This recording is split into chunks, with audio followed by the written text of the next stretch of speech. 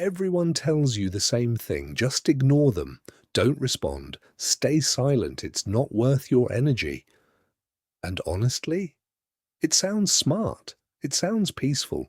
It sounds like the mature thing to do. But here's what nobody tells you. Silence isn't healing you.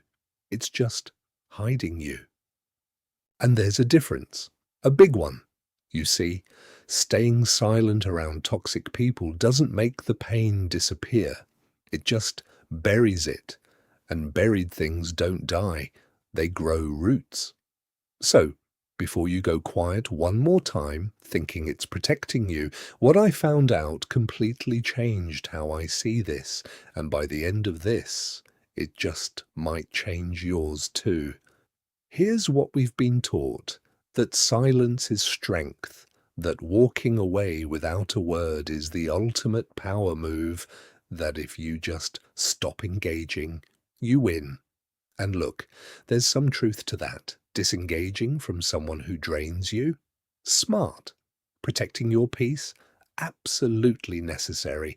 But here's where it goes wrong. Most of us aren't using silence as a strategy. We're using it as an escape.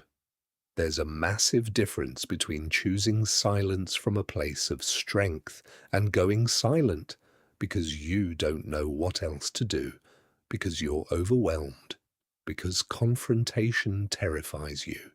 One is a boundary. The other is avoidance dressed up as a boundary. And your nervous system knows the difference, even when your mind doesn't. A 2026 systematic review published in Frontiers in Psychology, analyzing 15 peer-reviewed studies, found that both the person giving silent treatment and the person receiving it experienced long-term emotional distress and decreased psychological health.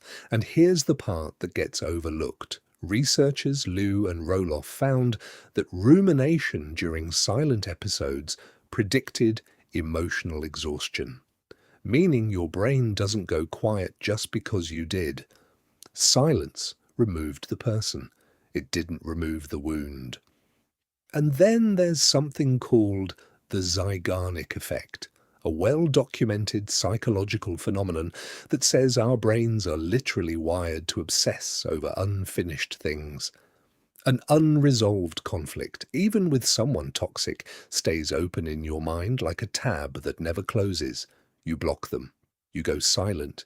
You move on. Or at least you try to. But at 2 a.m., your brain pulls up that tab again and again and again, because silence closed the door on them. But it never gave your mind a conclusion. Closure isn't something toxic people give you, but it's also not something silence can create. So, what actually works? Psychologists call it expressive writing, and it's probably not what you think. It's not writing about your feelings, it's writing the conversation you never had, the things you wish you'd said, the anger, the hurt, the truth. Not to send, not to post, just to give your mind the ending it never got. A study by Pennybaker and Beale, published in the Journal of Personality and Social Psychology, found that people who used expressive writing after conflict reported lower anxiety, faster emotional recovery, and they actually thought about the painful experience significantly less.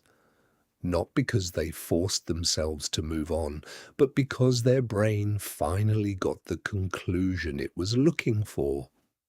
Look, I'm not telling you to go back. I'm not telling you to confront anyone. Toxic people don't deserve your time, your energy, or your words. But you deserve closure. And closure doesn't come from silence. It comes from finishing the story on your own terms. So the next time someone tells you to just stay silent and move on, remember, silence protects you from them, but it doesn't protect you from yourself. If someone come to mind while watching this, send this to them, not to change their mind, just because they deserve the chance to see this differently. And if this made you question something you've always believed, leave a comment. Not a reaction, a truth. What's one belief you've finally let go of? Because UMBRA wasn't built for people looking for quick answers. It was built for people willing to question the stories they've been telling themselves. If that sounds like you, subscribe. I'll see you in the next one.